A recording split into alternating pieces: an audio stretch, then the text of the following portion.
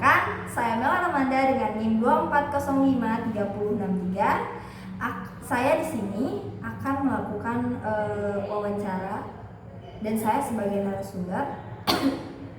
Di sini wawancara ini untuk memenuhi tugas UTS dasar-dasar ilmu pendidikan, dan rekan saya sebagai pemberi pertanyaan yaitu Lira Febrianti.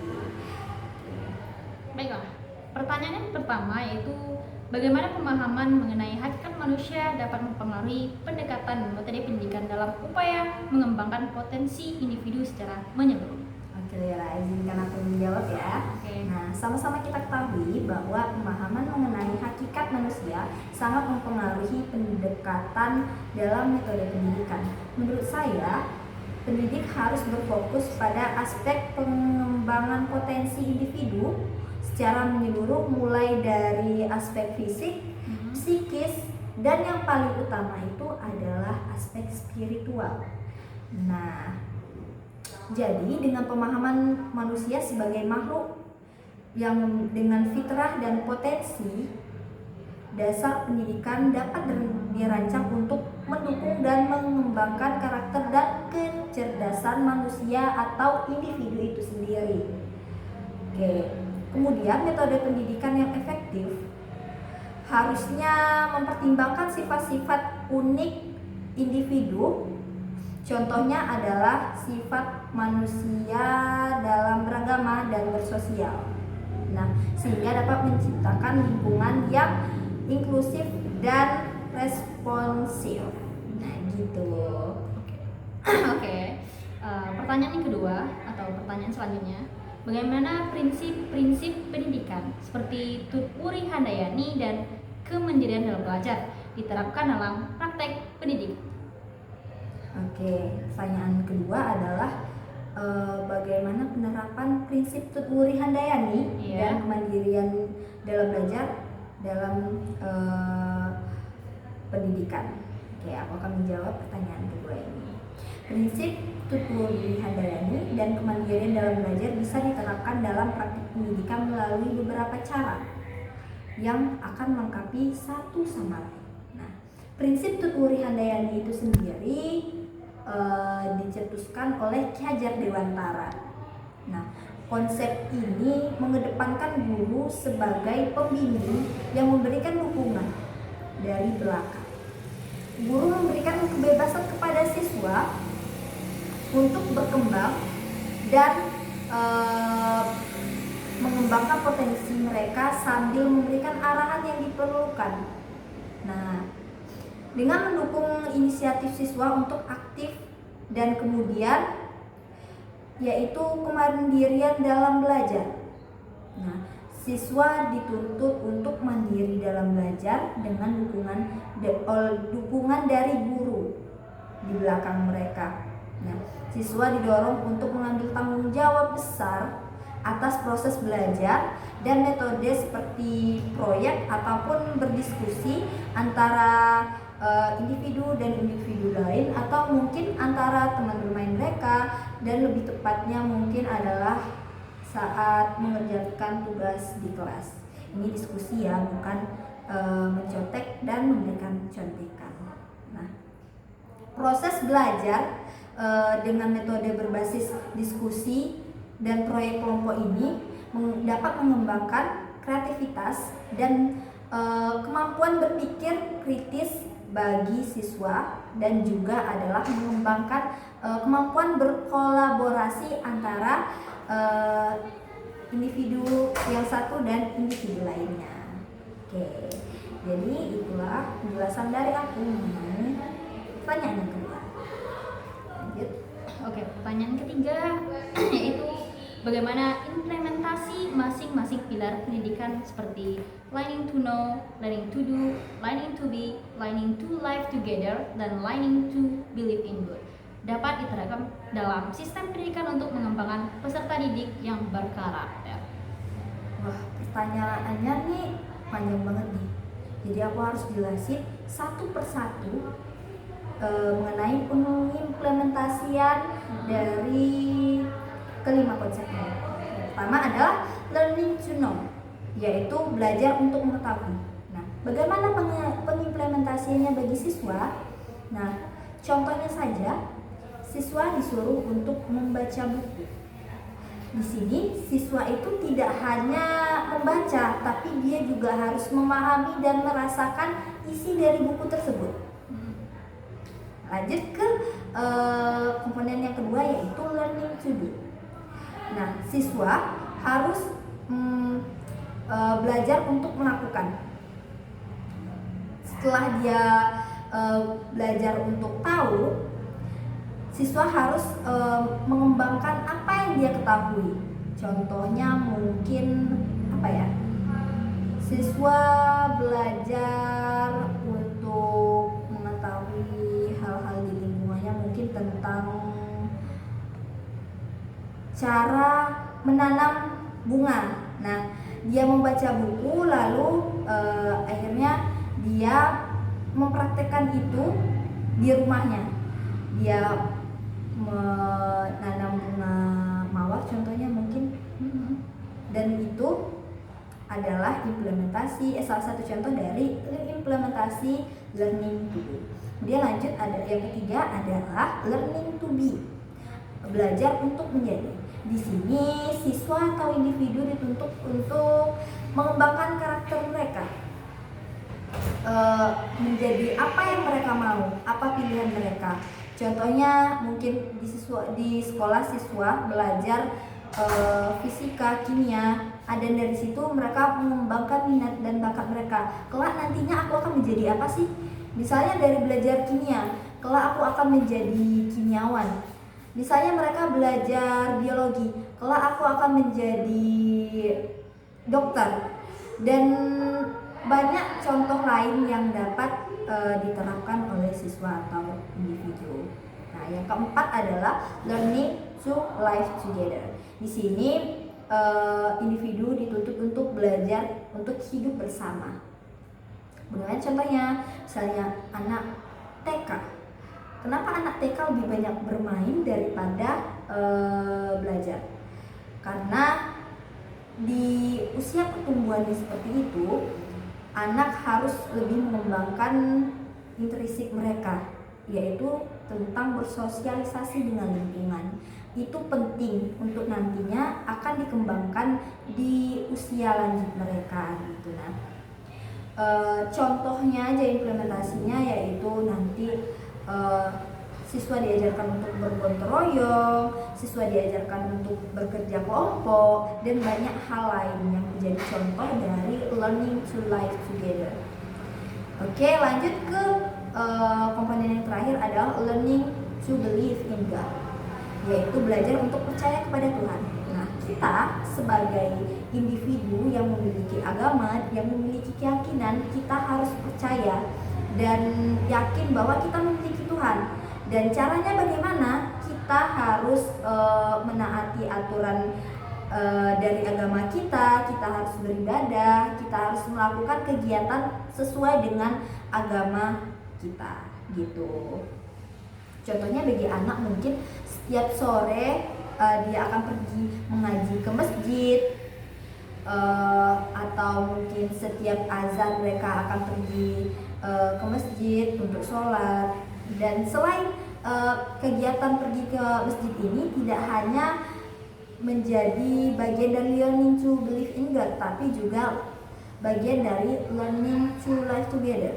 Mengapa? Karena di masjid itu mereka kan melakukan interaksi satu sama lain dengan anak-anak lain, dan bisa juga dengan orang dewasa di masjid tersebut. Oke, jadi itu saja penjelasan dari aku mengenai implementasi dari learning to know, learning to do, learning to be, learning to live together, dan yang terakhir adalah learning to believe in God.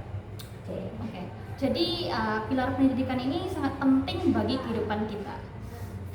Baiklah, pertanyaan selanjutnya, bagaimana fungsi dan tujuan dasar sistem pendidikan nasional diterapkan dalam jalur dan jenjang pendidikan? Oke. Ini pertanyaan yang keempat. Sekali lagi kita akan menuju ke pertanyaan terakhir. Fungsi dan tujuan sistem pendidikan Indonesia sebagaimana yang telah tertuang dalam Undang-Undang Nomor 20 Tahun 2003 yang diterapkan dalam jalur dan jenjang pendidikan melalui mungkin beberapa cara gitu. Yang pertama, aku akan menjelaskan mengenai fungsi pendidikan. Pendidikan berfungsi untuk mencerdaskan individu, membentuk watak, menyiapkan individu agar mandiri, berakhlak mulia, dan mampu berkontribusi dalam masyarakat. Itu adalah tujuan utama atau fungsi utama dari adanya pendidikan itu sendiri. Kemudian lanjut yang kedua, yaitu jalur pendidikan. Terdapat 3 jalur pendidikan di Indonesia. Yang pertama adalah jalur formal, yang kedua non formal, dan yang ketiga informal. Ada tiga. Nah, jalur pendidikan formal itu ada pendidikan terdiri dari pendidikan dasar, pendidikan menengah, dan pendidikan tinggi. Sedangkan pendidikan non formal dan pendidikan informal itu contohnya adalah kursus yang memberikan alternatif bagi masyarakat untuk memenuhi kebutuhannya. Nah, yang ketiga adalah jenjang pendidikan. Jenjang pendidikan ini terdiri dari 3 tahap, yaitu pendidikan dasar, pendidikan menengah, dan pendidikan tinggi. Pendidikan dasar itu adalah pendidikan yang memberikan keterampilan dasar bagi individu sebelum dia mengembangkan karakternya di pendidikan menengah. Itu pendidikan dasar itu terdiri dari TK, terus ada PAUD dan SD. Dan kemudian yang kedua adalah pendidikan menengah. Pendidikan menengah itu untuk mengarahkan individu menuju kedisiplinan ilmu tertentu untuk mempersiapkan peserta didik memasuki perguruan selanjutnya, yaitu pendidikan tinggi gitu loh. Apa aja bentuknya? Itu ada SMP dan SMA dan SMK gitu. Dan yang terakhir adalah pendidikan tinggi. Pendidikan tinggi yaitu pendidikan yang mengarahkan kita kepada penguasaan disiplin dan mempersiapkan peserta didik untuk memasuki dunia kerja. Nah, bentuknya seperti apa? Seperti aku sekarang. Aku sedang menempuh pendidikan tinggi di Universitas Negeri Padang gitu, dengan jalur yaitu pendidikan ekonomi. Nah, melalui struktur ini, sistem pendidikan nasional bertujuan untuk menghasilkan individu yang tidak hanya cerdas secara akademik, tapi juga secara karakter, sikap, dan kontribusinya terhadap masyarakat gitu. Lanjut, kita ke pertanyaan selanjutnya. Silakan Lira. Pertanyaan selanjutnya, bagaimana setiap komponen dalam sistem pendidikan seperti tujuan pendidikan, peserta didik, dan metode saling mendukung untuk mencapai hasil pendidikan yang berkualitas? Oke, ini adalah pertanyaan terakhir. Jadi kita harus lebih interaktif dalam menjelaskannya. Setiap komponen dalam sistem pendidikan seperti tujuan pendidikan, pendidik, peserta didik, dan metode pendidikan itu saling mendukung untuk mencapai pendidikan yang berkualitas. Nah, yang pertama adalah tujuan pendidikan. Pendidikan itu sendiri sebagai landasan utama untuk mengarahkan semua aktivitas dalam proses pembelajaran. Tujuannya tidak hanya untuk mendapatkan apa yang ingin dicapai, tapi juga untuk memandu metode, strategi, atau kegiatan yang digunakan oleh pendidik nantinya. Nah, dalam konteks ini tujuan pendidik berfungsi sebagai peta, atau tujuan pendidikan ini berfungsi sebagai peta atau tujuan dari pendidik untuk merancang kurikulum dan evaluasi bagi peserta didik nantinya. Nah, lanjut ke komponen yang kedua yaitu pendidik. Nah, siapa pendidik ini? Pendidik adalah guru yang mengajar di sekolah. Pendidik sendiri memiliki peran penting dalam sistem pendidikan loh. Nah, jadi mereka itu bertanggung jawab untuk mentransferkan pengetahuan dan keterampilan yang mereka miliki kepada siswa, kepada peserta didik. Keberhasilan proses belajar mengajar itu didasari oleh bagaimana cara pendidik itu mentransferkan kemampuan mereka. Nah, pendidik juga berperan penting karena mereka harus menyesuaikan metode belajar yang dibutuhkan sesuai dengan karakteristik peserta didik itu sendiri, sehingga mereka dapat memfasilitasi pembelajaran dengan baik dan peserta didik juga bisa nyaman, bisa berinteraksi dengan baik, dan tentunya bisa mengembangkan minat dan bakatnya tanpa ada tekanan atau gangguan dari pihak yang disebut pendidik ini gitu. Nah, lanjut ke komponen yang ketiga, yaitu peserta didik yang menjadi dasar atau tujuan utama dari pendidikan itu sendiri. Karena mengapa dikatakan begitu? Karena peserta didik menjadi pusat dari proses pendidikan. Tanpa adanya peserta didik, apa yang harus diajar oleh pendidik, ya kan? Nah, mereka tidak hanya berperan untuk menerima informasi, tetapi juga terlibat aktif dalam pembelajaran. Keterlibatan peserta didik ini sangat penting untuk mencapai keberhasilan dari pendidikan itu nanti.